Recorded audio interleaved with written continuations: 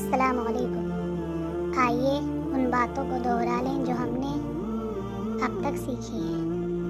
اللہ ایک ہے، اللہ کے سوا کوئی عبادت کے لائق نہیں، اللہ کا کوئی شریک نہیں۔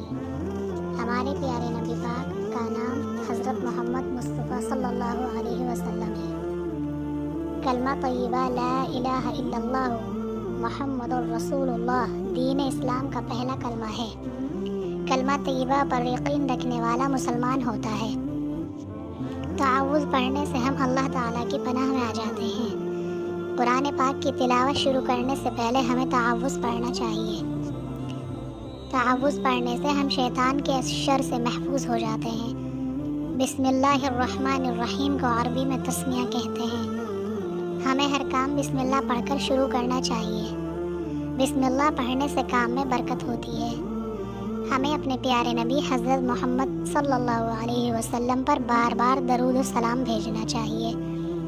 ہمیں خیر کے یہ کلمات بار بار پڑھنے چاہیے۔ سبحان اللہ، الحمدللہ، اللہ اکبر، لا الہ الا اللہ۔